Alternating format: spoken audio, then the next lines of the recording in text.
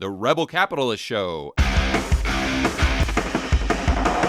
All right, guys, it gives me a great deal of pleasure to welcome someone back to the Rebel Capitalist Show. My very good friend, FinTwit rockstar, Brent Johnson himself is here to give us an update on all his macro views. Brent, welcome back to the show, my friend.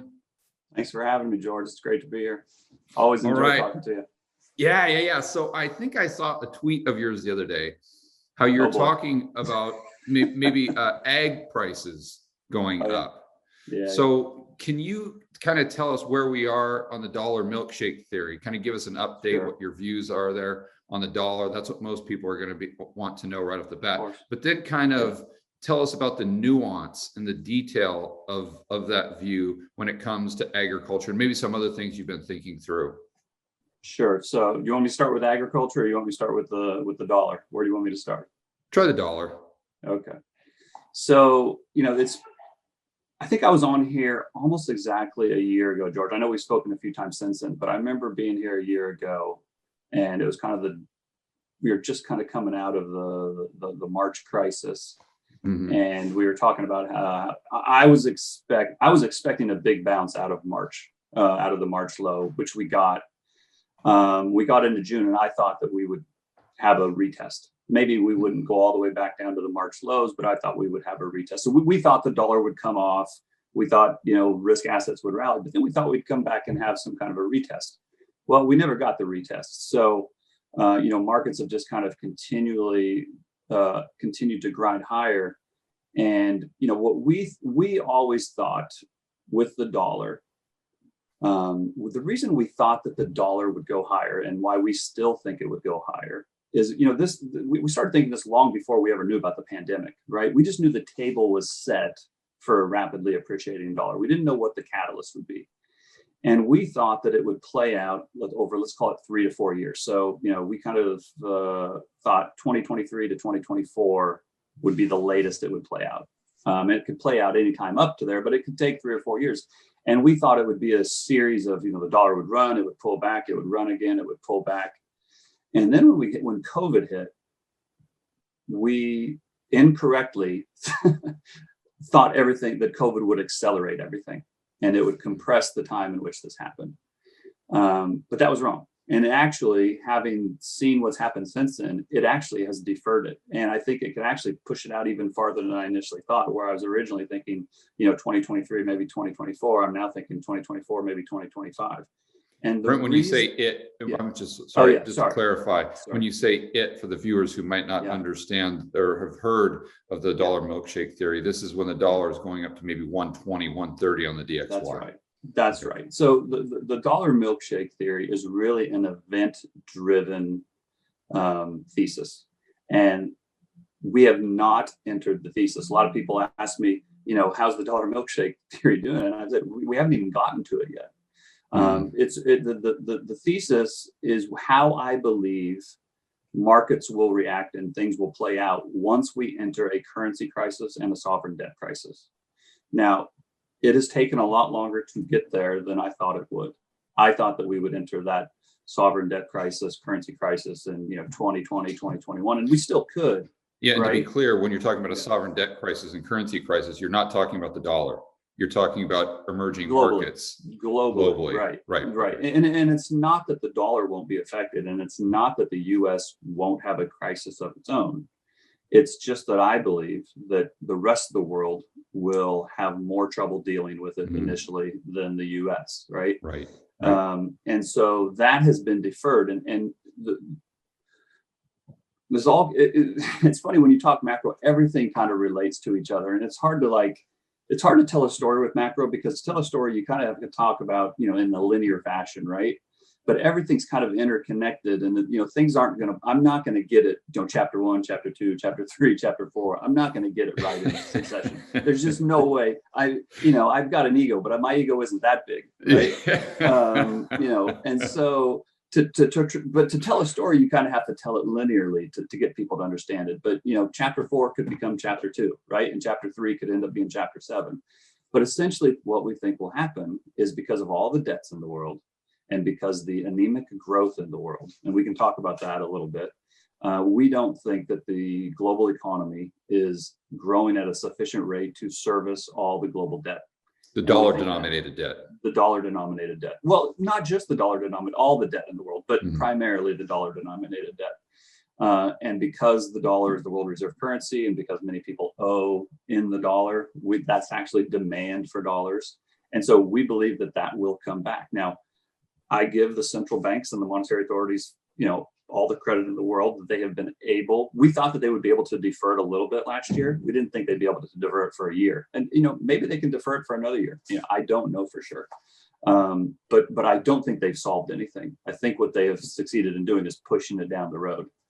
But what that did, I'm going to bring this back to commodities a little bit, is you've probably heard me say several times that I'm not on board with this global reflation thesis, right? Now, I'm not going to sit here and say we haven't had inflationary pressures. I get these messages and emails and DMs that says, how can you not see that inflation is here? Prices are going up. And of course, all you have to do is look at your screen to know that prices are going up and the dollar has come down. That's not the question. The question is whether it is sustainable or not. And I don't think that this global reflation thesis is sustainable until and unless we get a handoff from the fiscal authorities and the monetary authorities to the banks. The banks, to create sustainable, lasting inflation and global growth, you need the banks to lend. And they just simply are not doing it. I can show you chart after chart that they're not making loans. There was a huge spike a year ago in Q2 when they did the PPP loans and the government guaranteed the loans. Of course, the banks will go out and make loans when the government guarantees them. But when they have to actually put their own capital on the line and risk their own money, it's been, every quarter since last Q2 last year, it's just down, down, down, down, down. And bank lending is not happening. And the reason this is important is, and this will get into another area of debate, but when you have securitized debt, in other words, when people borrow through bonds, or when governments borrow through bonds and issue debt and issue debt-based securities, you're just recycling money that already exists. Somebody is buying that bond with money they already have. Right. But when banks lend, they're actually creating new money, right? And so that's new money getting into the system. And you need new money to get into the system to get lasting inflation. Now, in the meantime, if government spends, or if they defer, if they say you don't have to make a payment, they deferred a bunch of mortgages, they deferred rent. You got preferential terms on the inventory that you owed, or the trade invoice that you owed. They can help out with the deflationary pressures by deferring that stuff, but they can't actually solve it, right? And so, but in the meantime, we have had due to COVID, we've had a number of supply chain disruptions, and that has led to prices rising in a number of commodities. And if you get a situation where supply chains are choked because trade's not happening, or ships aren't moving, or supply chains are broken, and you get that coinciding with a government stimulus plan at the same time that they don't have to pay their mortgages, right? You're going to get some temporary inflationary pressures. And so I have not been surprised at what's happening. I just don't think it can continue unless they hand that off to the banks, and the banks then start creating new money. But now, let's bring this back to the commodities that you talk about, and specifically the agricultural ones. I think that, again, without the banks lending, demand will fall. I don't think that we will have this sustainable global reflation and global growth. So I think industrial commodities could suffer under that scenario. But you're always going to need food, right? It doesn't matter whether you're in a recession or a depression or a boom or a high growth. You're always going to need food. People have to eat. And so those same supply chain issues have hit crops, but then also crop production in some places has been constrained a little bit due to weather or due to other factors, disease. But people need to eat. And so I'm not sure that we're going to, even if we get a big pullback in commodity prices, industrial commodities, I'm not sure we'll get a pullback or the same level of pullback in agricultural commodities. Okay, so just keeping it in simple terms, we've got two sides of the equation when we're talking about consumer price inflation. Yep. You've got the demand side and the supply side. Right. So right now you're saying the supply side is taking a hit. That's why you're seeing prices go up. Demand has stayed the same due to government intervention. We'll call them stimmy checks, Sure. PPP, whatever. But in the future, you see maybe more gridlock in governments. That's not going to be a reality forever. Therefore, demand comes down and supply will come down maybe less than the rate of demand, except for in commodities, where the demand will stay consistent due to the fact that we all have to eat, but the supply chain disruption will continue because of things that take a long time to turn back around from these supply chains being disrupted in the first place, and therefore ag prices, food prices could go up. There's a high probability that they continue to go up for the let's say next 2-3 years. Yeah, I think that's very possible. And it doesn't mean that it'll go in a straight line, but I think so. I generally, I get labeled a deflationist a lot, and I don't necessarily mind it, but I don't really consider myself a deflationist per se. Mm-hmm. Again, I don't mind getting that label, but I just think that I'm open to inflation happening, but certain things continuing to happen. I'll say that, to continue to go, but I just have to see certain things happen for me to make that. To take inflation, and I know everybody laughs at when the Fed says inflation is transitory. I know that gets a good chuckle, but unless I see some certain things happen, I tend to agree with them on this. And I don't agree with central banks very often, and I certainly don't like them. And I hate having to agree with them on certain occasions. But if we get inflation due to supply chain constraints, I totally get it. But if people think that we're going to have inflation because we're going to have this runaway global growth, I think it's just complete BS, for lack of a better word. Yeah. What's funny, Brent, I don't know if I told you, but I had lunch with Snider the other day in West Palm. Palm. Did you really? Oh, I love that. Yeah. It was a lot of fun. And, I won't go off on a tangent, but I learned more in that hour and a half conversation, just meeting with him face to face, than probably all the macro interviews I've listened to or times that I've interviewed him. It was just something really, really cool. But anyway, he had the same thing to say. He's like, you know what? I don't think I've ever agreed with Jerome Powell in my life, but this time, what he's saying, it's transitory. I actually do agree with him. He said the exact same thing you did. That's so funny. I hate it. I actually hate it. Yeah, that's what he said. Yeah, that's what he said. Yeah. So it takes me back to the conversation that you had with Russell Napier on Real Vision when you interviewed him. I know he's one of both of our favorites. Yeah. And I first heard him talk about this with Eric on Macro Voices, and how he kind of went from the deflation camp over to the inflation camp because he felt as though in the future, the government would come in and backstop the majority of the bank lending, therefore, incentivize the banks to lend a lot more, because if they can just flip that paper to the Fed, then why not? There's no downside for them. And I know you had the chance to talk to him about that just over Zoom. So what do you think about that hypothesis moving forward? Well, I think it's a fantastic hypothesis, and I take Russell more seriously than I do many other people, especially with this particular topic, because he was his writings is actually what helped me continue to dig long ago when I was thinking that we should be having inflation in kind of 13-14 timeframe, and we weren't. And his writings kind of helped me to kind of rethink things a little bit. And so he helped me to kind of understand the deflationary pressures that were present in the market, and helped me kind of formulate my dollar thesis, for lack of his writings definitely had an input into my thinkings regarding my dollar thesis. And so for him to flip, it's been a year ago now, he's flipped from, hardcore deflationist to inflationist. And I think his observations are fantastic. And this kind of goes to what I was saying, like, if the banks start lending again, especially now we've got all these reserves, right? The reserve, they have the capacity to do major lending, right? But they're not, right? And so, but if they start lending again, then we can start getting some further inflationary pressures and sustainable inflationary pressures. but I just don't see them doing it. I see them going out and buying bonds. They're buying bonds and flipping them to the Fed. I had a very interesting call the other day. I have a client, and his family is an extremely large landowner, real estate developer, one of Wells Fargo's biggest clients. And he told me, I mean, they've been doing business with Wells Fargo for 50 years. And they, out of all the value of the real estate that they own, versus the amount of debt that they owe to Wells Fargo is 8%. So they've only got an 8% debt ratio against their assets.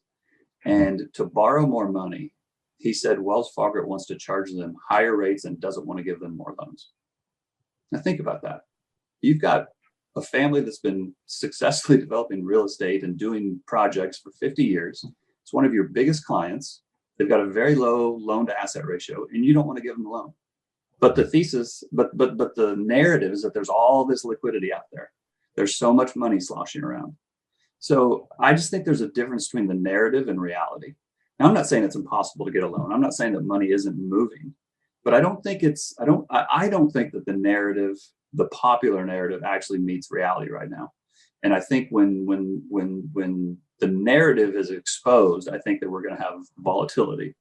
And so I'm not telling people to sell everything and go sit in cash because, we're going to have a crisis tomorrow. But I just think this, again, to steal a central banker's words, irrational exuberance that we're seeing across all markets right now, I personally think is unwarranted. Yeah. So it seems like to get a home mortgage, let's say, that's pretty easy to do. To get a car loan, that's pretty easy to do. But if you think about it, it's because they're just flipping the paper to Fannie or Freddie or to a hedge fund or something. So that paper is being securitized and then taking, then Wall Street's taking over from there. It's not staying on the balance sheet of the bank itself. So if a loan is actually going to stay on the balance sheet of the bank, then maybe they're a lot more hesitant to make that loan. And your point is that because the commercial banking system creates the majority of dollars in the system by issuing new loans, the amount of the lending will go down, the commercial bank lending will go down, therefore fewer dollars created faster than the government spending money on stimulus and the Fed monetizing it can get it out into the system. So if the Fed spends the government spends $5 trillion into the economy, the Fed monetizes it, that increases M2 money supply by, let's say, 25%. You see the next year or two, the bank lending decreasing by more than the $5 trillion that the government spent in the first place. Yeah, I mean, I know we keep talking about other people here, but Jeff is, and for people that don't know, we're talking Jeff Snider, right? And Jeff Snider is just fantastic. I encourage everybody to read his stuff. He hates the velocity of money statistic because it's just a remainder from some calculations. But at the end of the day, if money is not moving, right? If money is not moving, you're going to have a credit contraction. And if new loans aren't being created, money is not going to be moving at the rate that it could be. Right. And you can have inflation, or you can have velocity from two different sources. You can have new money coming in, or you can have the existing money circulating. And the existing money is not circulating, right?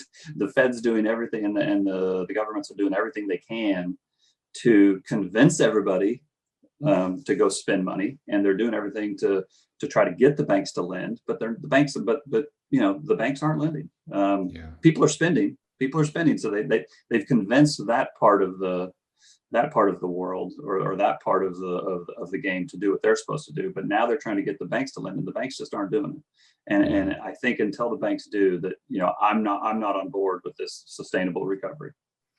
Yeah, I think what's so hard for people to get their head around is it goes back to what Hazlitt talked about in the seen and the unseen. And what we can see is the government sending all the stimulus checks out. We can see the average income of Americans going up by 20% in March, as an example. But what we can't see is all the bank lending that isn't happening. right now. That's and I think that's what's so hard. So, I think. Well, I think that's the one of, before I forget, let me just make a point real quick. I think you got to make sure, don't confuse with new money coming into existence with more money coming into existence. Right. It goes, the analogy I like to use is a bucket with holes in it. And you've got a bucket full of water with holes in it, and water's draining out.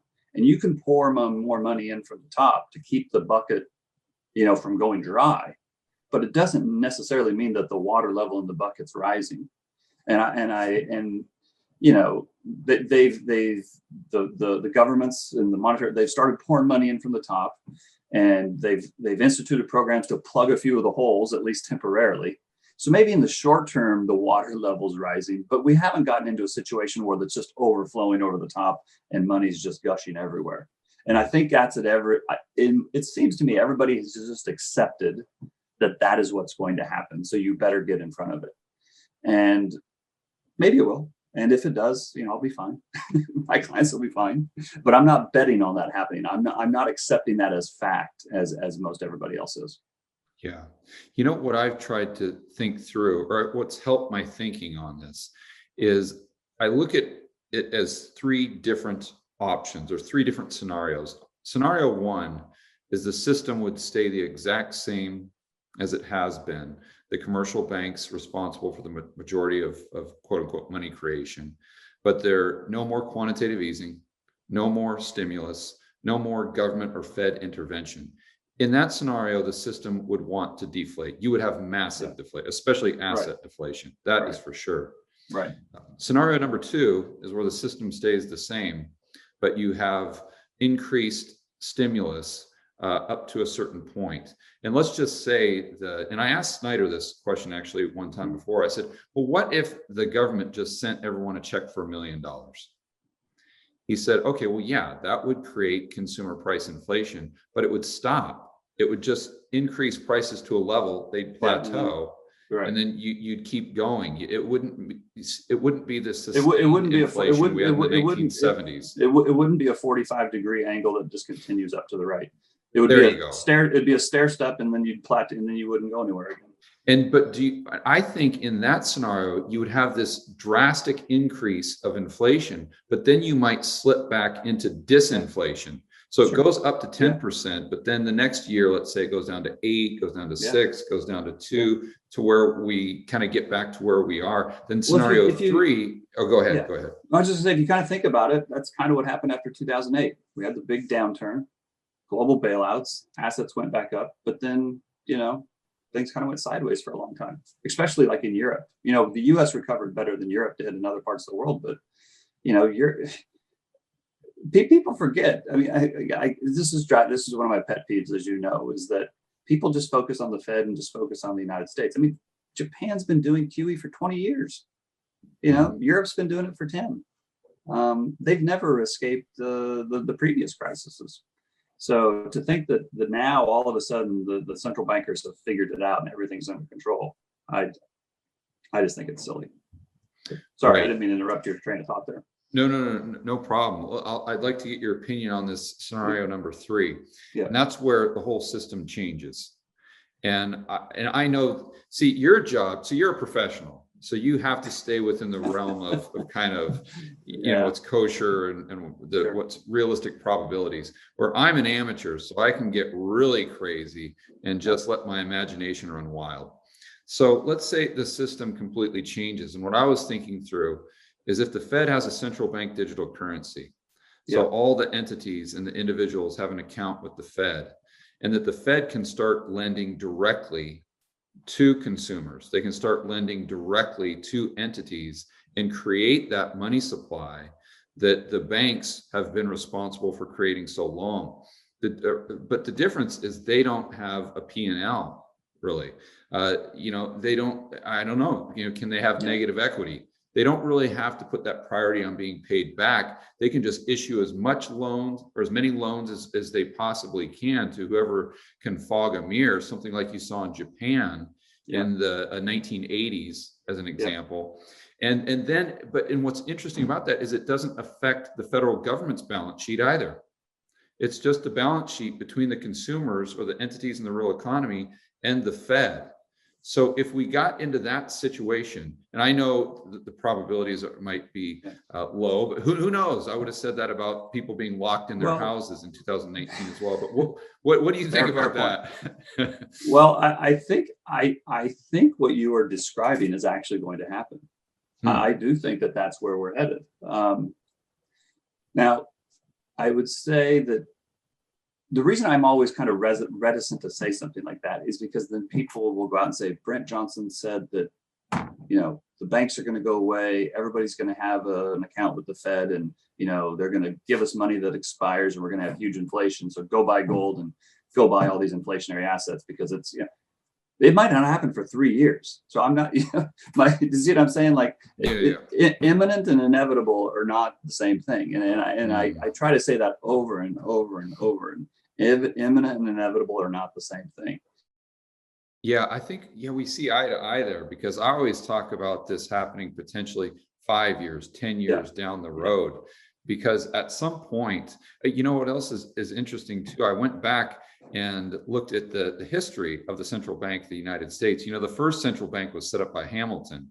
Yeah. And I don't know if you know this, but the reason he set up the bank was not only to fund the government, but also to fund entities in the real economy, to lend directly to businesses, because the banks in England weren't doing it for a variety of reasons. That was the initial reason the central bank was set up. So, I mean, maybe they're going back to, and then going back to that conversation I had with Snider, he was talking about how in the 1960s, with the help of Friedman and other economists, they realized that the free market, the Eurodollar system, had really kind of solved the problems of Triffin's dilemma temporarily. They didn't know how long it would last, but they're like, okay, let's just use this benign neglect. Yeah, and we'll just let it be. That's the perfect way to say it doesn't exist. Benign neglect. But they know in the back of their minds that the central banks are not central to the dollar. They're not in control of the dollar, that the commercial banks are. So wouldn't this be a neat way to take back control of the dollar, while at the same time lending directly into the real economy, like the original intention of Hamilton was? I'm not saying that's good. But then at the same time, you get to make all the politicians happy, because you can direct that lending to groups that have gained favor with XYZ politician. Well, I think it's interesting. I actually brought this up with Russell as well, because again, this is something I think is going to happen. I think that we are if you look at the number of banks in existence, look at the trend of the number of banks in the United States in existence over the last 20 years. And it just goes lower and lower and lower and lower. And the big banks, and it's partly due to just mergers and acquisitions, but it's partly due to the number of regulations that have been put on banking systems. And, the small community banks can't afford the legal costs of complying with all these regulations. And so you get, more and more big banks and fewer small community banks. And you end up with one bank eventually, right? But as those, here's where I think it gets interesting, is as those big banks get bigger and bigger, at the same time, and when you get bigger, you typically get more powerful, right? And banks have had huge influence in both business and politics for years. But as we move towards this thesis that you're talking about, where everybody has an account directly with the Fed, that's talking about bypassing these big, powerful institutions, right? And it, to a certain extent, starts to compete with them and makes them unnecessary. So I have a hard time believing that these big, politically powerful and, economically powerful institutions are just going to say, okay, we'll retire, we'll go, I think there's going to be a battle between central banks, treasury departments, the Fed, central banks. I don't think it's just going to be this smooth transition, and I don't know exactly how it's going to play out. But it'll, everybody's talked about, Janet Yellen was the former Fed secretary. Now she's Treasury. So Treasury and Fed are just going to work like one hand in the glove. And maybe that'll happen, but I won't be surprised if there's some friction along the way. because I don't think Jerome Powell and the other central banks are just going to cede power to the Treasury departments, and I think that'll happen around the world too. Again, we're kind of talking about the U.S. and the Fed here, but this is not just I mean, it's going to happen in the ECB. It's going to happen in Japan. It's going to happen in China. It's going to happen in Australia and Canada and Greece, and well, not Greece because they use ECB, but again, it's fine to talk about it with relation to the United States, but it's not just the United States. And the other thing that I think is interesting about this is, again, a pet peeve of mine, if you give me a minute to rant on this, is that I often hear that, China is light years ahead of us with regard to digital currencies, and they're going to roll out this digital yuan, and it's just going to eat the dollar's lunch, and they're going to back it with gold, and, they're going to take over the world. In other words, it's like this positive thing for China. But then when they talk about the United States rolling out a digital coin, it's these nefarious central bankers are trying to, take control of everything, and it's going to lead to the collapse of the dollar, and the dollar is going to go to zero. Now, why does the digital dollar or digital yuan allow China to take over and the yuan to become a reserve currency? But for the dollar, it makes it lose its value and loses its status. I mean, it's just the hypocrisy of those two arguments. It kind of drives me crazy a little bit. And I don't think either one of them is necessarily good. But the idea that it's great for one and bad for the other, I think is wrong. So I wanted to make that point. One thing that I've thought about periodically is how the reserve status of the dollar can be maintained a lot longer by the borrowing costs of borrowing in dollars being a lot lower. So if you're a corporation XYZ in Colombia, you can borrow pesos at 12%, you can borrow dollars at 5%. Right. You're going to borrow dollars all day long, or replace that with yuan. A digital yuan, you're going to borrow yuan at 7% or dollars at 3%.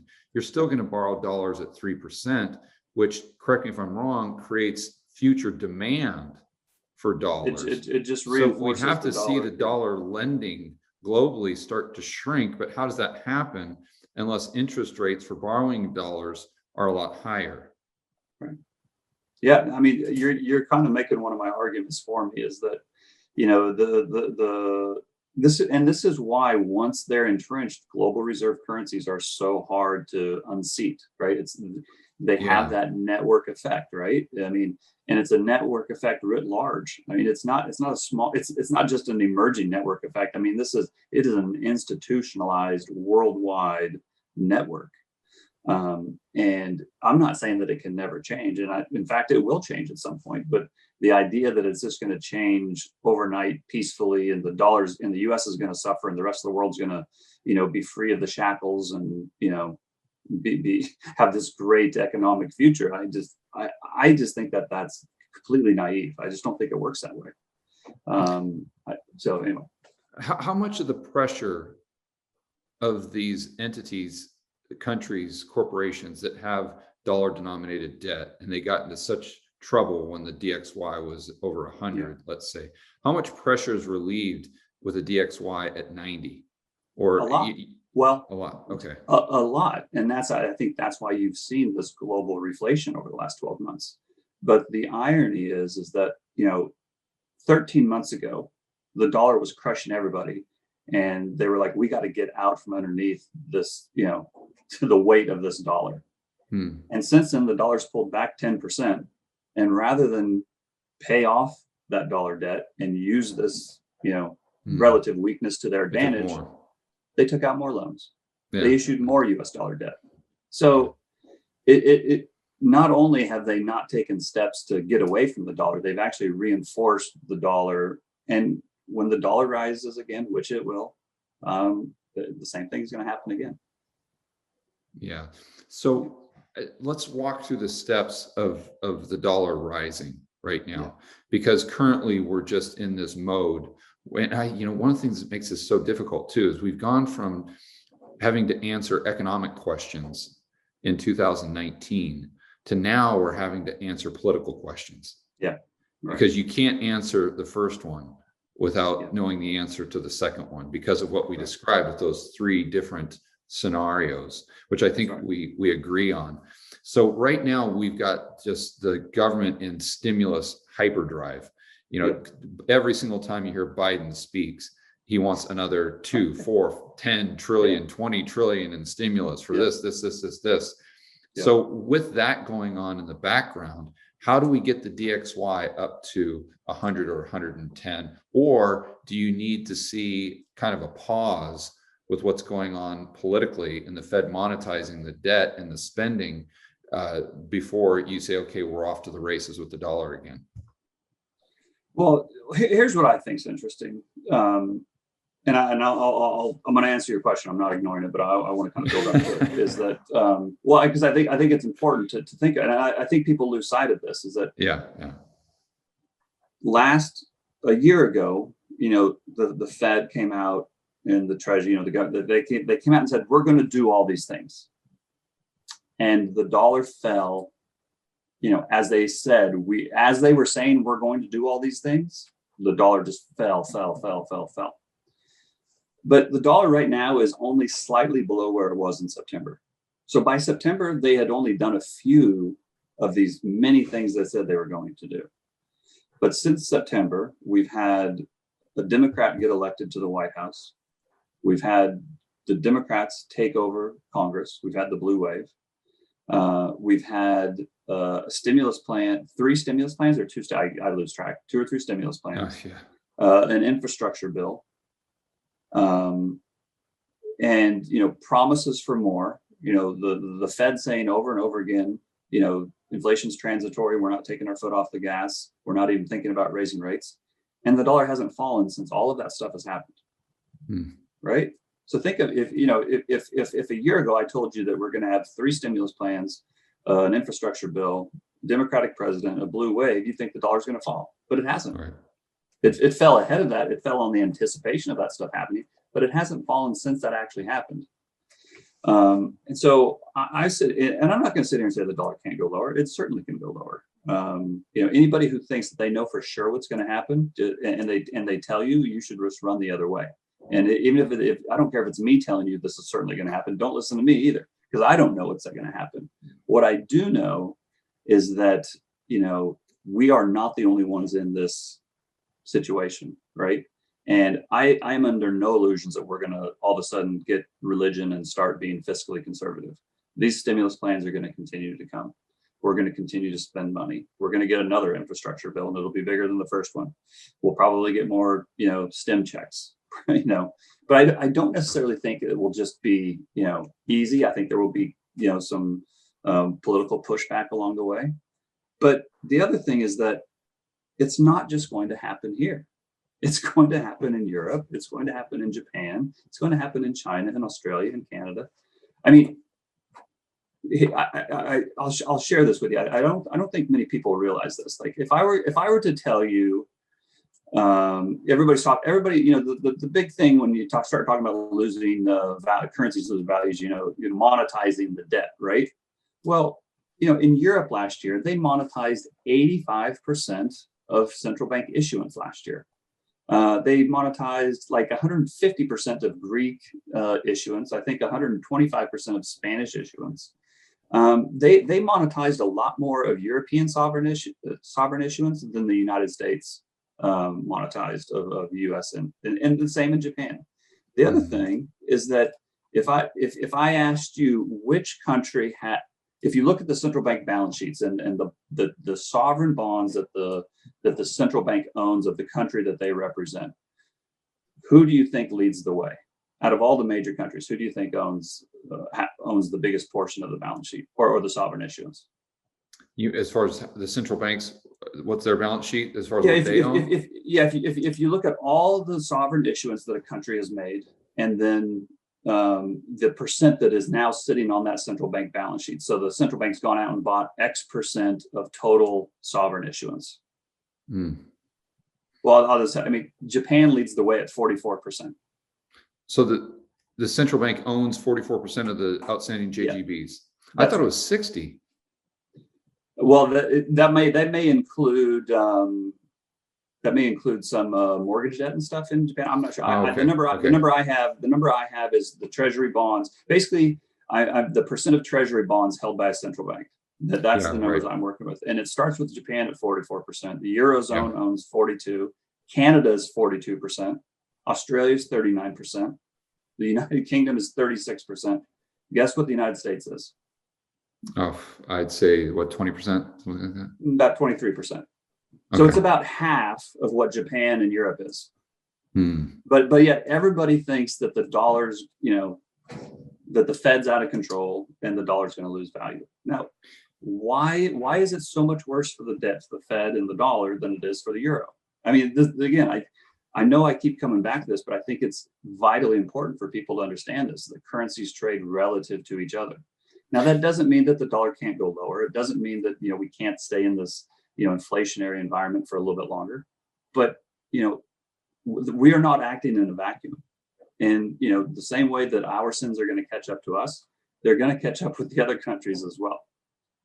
So could we have a situation where the dollar goes to 110, let's say, on the DXY, because it's really just measured against a basket of other currencies, mostly euros. I think it's 57% euros. Yeah. Could that happen while at the same time consumer prices in the United States continue to go up? Absolutely. So the dollar goes down against goods and services, but up against other fiat currencies. Absolutely. That's the milkshake theory. That's the thesis, right? Because I don't know that we're going to have this massive deflationary event where everybody's wiped out. I can't rule it out. I'm prepared for it. But ultimately, what I think happens is when the sovereign debts of the world become unserviceable, and I don't know if it's going to kick off in Canada first, or Italy first, or Greece first, or Hong Kong first, or Canada or China first, but I think it will kick off, and I think there will lead to contagion. And I think when that happens, you're going to see the dollar rise versus other currencies. Now, perhaps the dollar will lose value versus commodities and gold and other asset prices. So I still think that we can get into an environment where the Dow, the dollar, gold, and some other risk assets rise versus everything else. I mean, that's essentially the milkshake theory. Is that the dollar, the Dow, gold, and other risk assets rise while the rest of the world deflates. Yeah. So their markets deflate while their currency loses value. Yeah. So I want to kind of add to the point you're making that all these things have happened, but yet the dollar is still hovering around, let's call it 91, 92 on the DXY. But also, I think we're running the largest trade deficits we've ever run. Yeah. So, you throw that into the mix. But do you think if we continue to run these huge trade deficits that just get bigger and bigger and bigger and bigger because we're paying people to stay home and not produce goods and services, that could alleviate some of the dollar problems outside of the United States because there's more dollars getting out to the international system? It could for a while, and I think that's what they're trying to do, right? I think they're trying to keep the game going. Like it's central bankers and monetary authorities are masters at extending the game.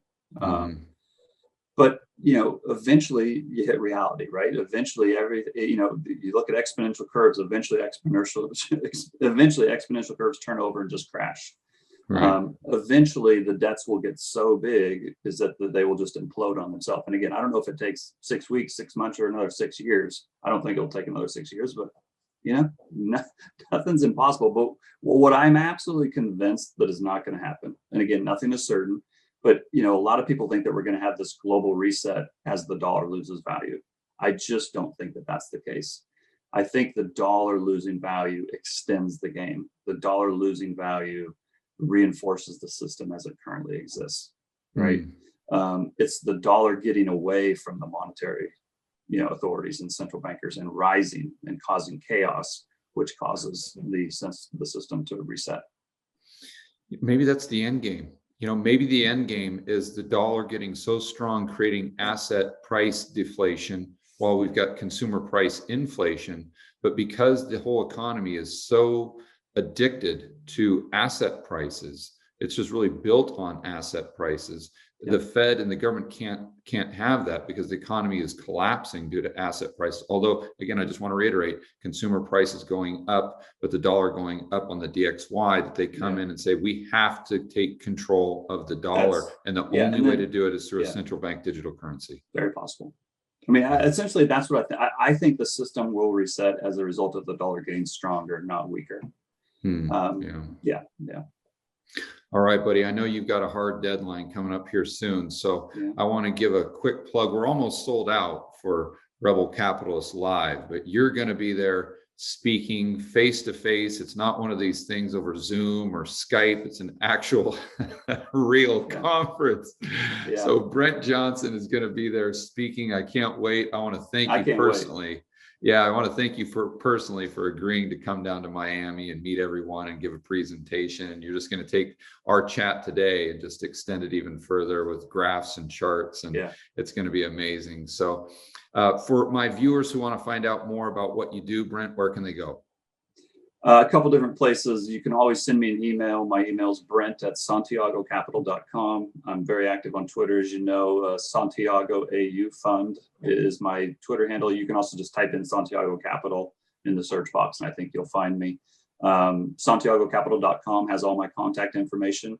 I always encourage people to email me and DM me, and feel free to reach out. I will say it's gotten to be a real chore to respond to everybody. I apologize. I apologize if you've sent me a message and I haven't gotten back to you. I apologize tremendously. It's not that I'm trying to ignore you. Feel free to email me again or reach out again. I try to get back to everybody, but I'm not always successful. Now, did you put laser eyes on your Twitter profile yet? No, I didn't. I still own a little Bitcoin, but I can't do the laser eyes. Neither could I.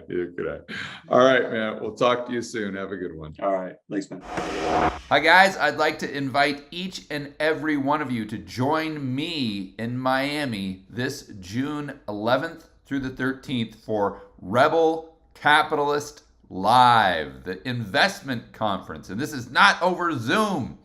This is face to face.